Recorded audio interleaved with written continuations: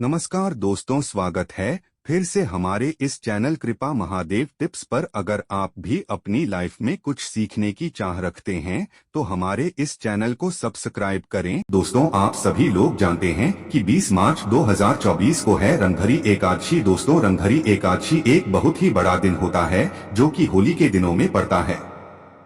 दोस्तों, होली के दिनों में पड़ने वाली एकादशी को हम रंगभरी एकादशी कहते हैं, जिस दिन आमल की एकादशी भी होती है। ये दोनों ही एकादशी होती है। बस इस एकादशी का महत्व बहुत ही ज्यादा बड़ा होता है। इसीलिए दोस्तों, आज इस वीडियो में हम आप लोगों को इस रंगभरी एकादशी के दिन की जाने वाला एक ऐसा उपाय बताएंगे जो कि पंडित जी ने अपनी अभी सीहोर की कथा में बिल्कुल नया उपाय बताया है। कुबेरेश्वर धाम में रुद्राक्ष महोत्सव में ये उपाय पंडित जी ने खुद बताया था और आप सभी लोग ये बात भी जानते होंगे कि जो उपाय पंडित जी सीहोर की कथा में बताते हैं वो उपाय कितना बड़ा होता है, उन उपाय करने का फल हमें कितनी जल्दी प्राप्त होता है। तो इसीलिए दोस्तों, आज इस वीडियो में हम लोग जानेंगे इस रंगभरी एकादशी के दिन किया जाने वाला एक लाल फूल और एक सफेद फूल वाला उपाय आपको कैसे है। तो इस वीडियो को आप अच्छे से सुनिएगा, मतलब कि इस उपाय को अच्छे से समझिएगा और अच्छे से कीजिएगा, जिससे कि आपके घर में जितने भी प्रकार की धन से जुड़ी हुई समस्या है, पैसों से जुड़ी हुई समस्या है, दुख और परेशानी है, तो भाई आप इन सभी समस्याओं से छुटकारा पा सकें। तो आइए उपाय को समझते हैं और जानते हैं कि ये वाला उपाय कैसे करना है, किसको करना है और किस समय करना है। उपाय आसान है, बस समझने वाली बात है, इसलिए ध्यान से समझिएगा। उसके बाद ही आप लोग जो है इस उपाय को जरूर कीजिएगा, ठीक है। सबसे पहली चीज हम लोग ये समझते हैं, एक लाल फूल और एक सफेद फूल वाले उपाय को इस आने वाले रंग भरे प्रदोषण व्रत के दिन किसको करना है। तो देखिए, इस उपाय को घर के सभी सदस्य को करने की बिल्कुल भी जरूरत नहीं है। घर में से कोई एक मुख्य बड़ा सदस्य ही इस उपाय को करेगा तो उस घर परिवार के सभी सदस्यों को इस उपाय को करने का फल मिल जाएगा। पर वो बड़ा सदस्य कौन होगा, कौन व्यक्ति इस उपाय को करेगा, तो यहाँ पर देखिए हम आपको बता दें। घर की जो बड़ी माताएं बहनें होंगी, घर की बड़ी माताओं बहनों में से कोई भी एक माता बहन इस वाले उपाय कर सकती है अपने पूरे घर परिवार के लिए। घर में सभी सदस्यों को इस उपाय को करने की जरूरत नहीं है। मात्र घर की जो बड़ी माताएं बहनें हैं उनमें से कोई भी एक माता बहन इस वाले उपाय को करेगी तो उसके घर परिवार के पूरे सदस्य को इस उपाय का फल मिलेगा। अगर किसी कारणवश माताएं बहनें घर में उपस्थित ना हो या वो इस उपाय को ना कर रही हो, कुछ दिक्कत हो, तो भाई उस जगह पर फिर घर का कोई बड़ा व्यक्ति भी इस उपाय को कर सकता है। माताओं बहनों के कहने का मतलब ये था कि माताएं बहनें घर की लक्ष्मी होती है। जब घर की लक्ष्मी कोई उपाय करती है तो निश्चित ही भगवान शिव जी बहुत जल्दी प्रसन्न हो और उपाय का फल हमें बहुत जल्दी और बहुत बड़ा करके भी यहाँ पर देते हैं। तो आप लोग ये बात समझ गए होंगे। अब हम ये बात समझते हैं कि इस वाले उपाय को हमें करना किस समय है। एक लाल फूल और एक सफेद फूल वाले उपाय को हमें रंग भरे प्रदोष व्रत के दिन करना किस समय है। तो देखिए, इस उपाय को करने का जो समय है वो सुबह का समय है और शाम का समय भी है। अब देखिए, यहाँ पर हम मुख्य रूप से सुबह का समय नहीं भूलेंगे, क्योंकि देखिए रंग भरा प्रदोषण व्रत है और आप सभी लोग जानते हैं प्रदोष व्रत के दिन का प्रदोष काल का मतलब शाम का जो समय होता है ना, इस दिन शिवजी का सबसे प्रिय दिन होता है। तो आप लोग इस एक लाल फूल और एक सफेद फूल वाले उपाय को सुबह के समय भी कर सकते हो और शाम के समय प्रदोष काल में भी कर सकते हो। सुबह के समय अगर कर रहे हो तो 10, 11, 12 बजे तक भी अगर उपाय करोगे तो भी आपको उपाय का फल मिलेगा। वहीं अगर शाम के समय कर रहे हो तो इस दिन जरूर शाम के समय का ध्यान रखना कि शाम के 6 बजे से लेकर 7 बजे के बीच में अगर आप इस उपाय को कर सकते हो तो बिल्कुल कर लेना, पूरी कोशिश करना। पर अगर किसी कारणवश इस समय के बीच में ना कर पाओ तो 7:30 रात 8 बजे तक भी अगर आप उपाय को करोगे तो आपको उपाय का फल जरूर मिलेगा, ठीक है। ये बात आपको समझ आ गई कि आप इस उपाय को सुबह और शाम दोनों समय कर सकते हो, मतलब करना आपको एक ही समय है। घर में से किसी एक ही बड़े व्यक्ति को करना है,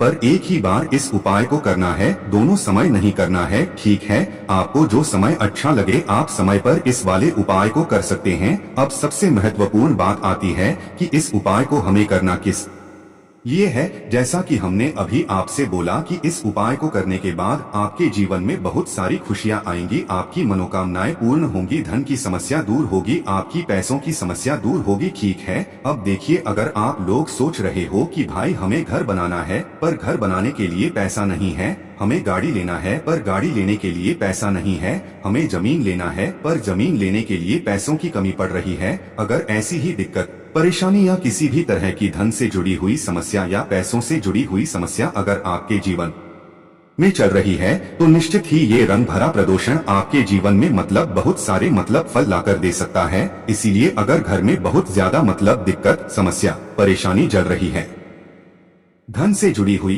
पैसों से जुड़ी हुई धन की बहुत ज्यादा कमी आ रही है, पैसों की बिल्कुल आवक नहीं हो रही है, तो भाई आप लोगों को इस वाले उपाय को जरूर करना चाहिए।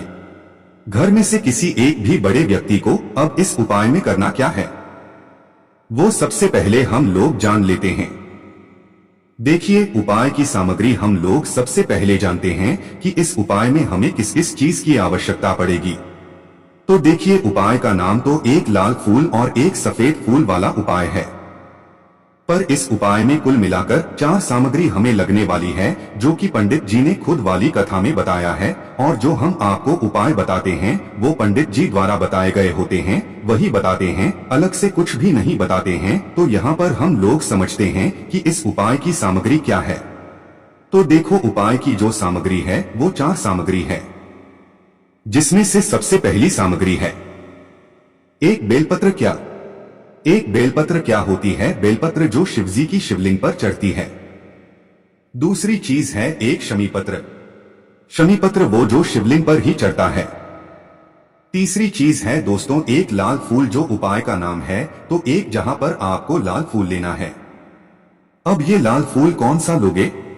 देखो, शिवलिंग के ऊपर जो लाल फूल चढ़ता हो उनमें से कोई भी एक लाल फूल पसंद कर लेना, और वो कहीं से तोड़कर या कहीं से खरीद कर लेकर आना, और उस लाल फूल को उपाय में प्रयोग में लेना। उसके बाद में एक सफेद फूल का विशेष रूप से ध्यान रखना, जो सफेद फूल शिवलिंग पर हो सिर्फ वही सफेद फूल लेकर आना, इसके अलावा कुछ मत लेकर आना। तो एक मात्रा में ही आपको ये चारों सामग्री चाहिए, एक बेलपत्र, एक शमीपत्र, एक लाल फूल और एक सफेद फूल। ये चारों सामग्री आप लोग तैयार करके रख लेना प्रदोष व्रत के दिन, प्रदोष काल में या सुबह के समय जब भी आप इस उपाय को कर रहे हैं। जैसे ही आपके उपाय की सामग्री तैयार हो जाती है, तो क्या हम सीधा उपाय को करने के लिए इन चारों सामग्री को लेकर उपाय करने के लिए जा सकते हैं? नहीं, तो यहाँ पर आपको इस बात का ध्यान रखना है कि हम भगवान शिव जी को प्रसन्न करने के लिए तो जा रहे हैं, हम अपनी मनोकामना को पूर्ण करवाने के लिए तो, पर हमें ये दर्शाना बिल्कुल भी नहीं है कि हम सिर्फ अपने फायदे के लिए भगवान शिव जी के मंदिर में आए हैं। इसीलिए हम इस उपाय को करने के साथ साथ में भगवान शिव जी की पूजन अर्चना के लिए कुछ सामग्री भी जरूर लेकर जाएंगे। जैसे कि सुबह के समय अगर आप उपाय को कर रहे हो, इसे एक लाल फूल और एक सफेद फूल वाले उपाय को, तो भाई सुबह के समय आपको एक लोटा जल लेकर जाना है। जो लोग प्रतिदिन शिव जी के मंदिर जाते हैं, पूजन अर्चना करते हैं, जल चढ़ाते हैं, फूल बेलपत्र बिल्कुल सब कुछ चढ़ाते हैं, भाई वो अपनी पूजन अर्चना वैसी की वैसी ही करना। बाकी जो सिर्फ उपाय को करने के लिए जा रहा है, जो कुछ भी ले जा रहा है, वो कम से कम एक लोटा जल अपने घर से जरूर भरकर लेकर जाना, अगर आप उपाय को कर रहे हो, है ना? क्योंकि इस वाले उपाय को आप भगवान शिव जी की पूजन अर्चना करने के बाद ही करना। वहीं अगर बात करें शाम के समय की, अगर कोई व्यक्ति शाम के समय प्रदोषण में इस वाले उपाय को कर रहा है, तो भाई आपको मात्र एक घी का दीपक तैयार करना है। ये बात हम हमेशा बोलते हैं, शाम के समय प्रदोष काल में कोई उपाय कर रहे हो ना, तो दीपक का विशेष महत्व होता है। और प्रदोषण व्रत के दिन का प्रदोष काल में जो भी व्यक्ति दीपक जलाता है ना भगवान शिव जी के मंदिर में, भाई उसके जीवन से सारी दुख और परेशानियां भी दूर होती। तो भाई इस दिन दीपक का विशेष रूप से ध्यान रखना आप लोग। अगर आप इस उपाय को शाम के समय प्रदोषण में कर रहे हो, ये जो दीपक आप लोगे ये आटे का लोगे। जो आटा आप गूंदोगे उसके अंदर कुछ भी मत डालना, मात्र साधा आटा गूंदकर उसे तैयार कर लेना और एक मीडियम साइज का दीपक तैयार कर लेना। वो दीपक ना ज्यादा छोटा हो ना ज्यादा बड़ा हो, है ना। उसके बाद में दीपक आपका तैयार हो जाए तो इसके अंदर जो बत्ती रखोगे वो गोलबत्ती रखोगे। देखो गोलबत्ती भी दो तरह की होगी, एक बाजार की और एक घर वाली। तो कोशिश करना अपने घर में जो रुई रखी हुई है उस रुई से आप लोग एक गोलबत्ती अपने ही से बनाओ। उपाय का फल अच्छा मिलता है। भगवान शिवजी जल्दी प्रसन्न होते हैं जब हम किसी भी उपाय को अपने हाथों से परिश्रम करके तैयार करते हैं। ठीक है, तो आपको उस दीपक के अंदर एक गोलबत्ती रख देनी है। इसके अंदर जो चीज आप लोग डालोगे वो डालोगे शुद्ध देसी गाय का घी। इस बात का विशेष रूप से ध्यान रखना है। ठीक है, शुद्ध देसी गाय का घी ही डालना है, तेल वगैरह आज के दिन तो मतलब इस दिन मत डालना, प्रदोष व्रत के दिन, क्योंकि भगवान शिव जी का सबसे प्रिय दिन और प्रिय समय पर हम लोग इस वाले उपाय को कर रहे हैं। तो थोड़ा सा शुद्ध देसी गाय का घी इतना डालना कि वो दीपक कुछ समय तक जल सके, ना बाजार वाला मिलावट ही, ना भैंस का घी डालना। ठीक है, शुद्ध देसी गाय का घी आपको ढूंढने में थोड़ी मतलब मेहनत लगेगी और महंगा भी मिलेगा, पर इसी मतलब घी से भगवान श्री प्रसन्न होते हैं और उसी शुद्ध देसी गाय के घी से घर में बरकत भी बनी रहती है और हमारे घर में सुख शांति भी बनी रहती है। इसीलिए इस शुद्ध देसी गाय के घी को अपने घर में हमेशा रखा करो। भगवान श्री के कार्यों में भी उपयोग में आता है और उपायों में भी हम लोग प्रयोग कर सकते हैं। ठीक है, तो यहाँ पर आपकी सारी तैयारियां हो चुकी हैं। उपाय को करते समय शुद्धता का विशेष रूप से ध्यान रखिएगा। सुबह कर रहे हो तो आपको स्नान करना ही करना है, बाकी शाम को कर रहे हो तो शाम को मात्र मुंह धोकर भी आप लोग इस वाले उपाय को कर सकते हो। कोई दिक्कत वाली बात नहीं है भाई। उपाय की पूरी सामग्री तैयार करके और पूजन सामग्री लेकर आपको भगवान शिवजी के मंदिर पहुंचना है, जो आपके घर के पास में हो, जहां पर शिवलिंग विराजित हो, शिवालय हो, वहां पर आप लोगों को पहुंचना है। और जैसे ही आप भगवान शिव जी के मंदिर में पहुंचते हो, जहां आकर ही उपाय शुरू नहीं करना है, पहले आपको भगवान शिव जी की पूजन अर्चना करना है। पूजन अर्चना कैसे करोगे? सुबह के समय गए हो तो एक लोटा जल वगैरह जो भी पूजन सामग्री लेकर गए हो, उससे पहले पूजन सामग्री आप लोग मतलब पूजन भगवान शिव जी की कर लो। जो व्यक्ति सिर्फ एक लोटा जल लेकर गए हैं वो शिवलिंग पर मात्र एक लोटा जल एक धारा से धीरे धीरे करके चढ़ा लो। अपनी पूजन अर्चना आप लोग जो है पूरी कर लो पहले। उसी के बाद अगर आप शाम के समय इस उपाय को कर रहे हो तो जाते से ही उस उपाय को नहीं करना है, पहले जाकर बैठना है। भगवान शिव जी की शिवलिंग के पास में आप जो दीपक तैयार करके लेकर आए हो उस दीपक को पहले जलाना है। ये जो दीपक आप लोग जलाओगे ना, ये किसी और की माचिस से मत जलाना, अपनी ही माचिस अपने ही घर से लेकर आना और इस दीपक को अपनी ही माचिस से जलाना।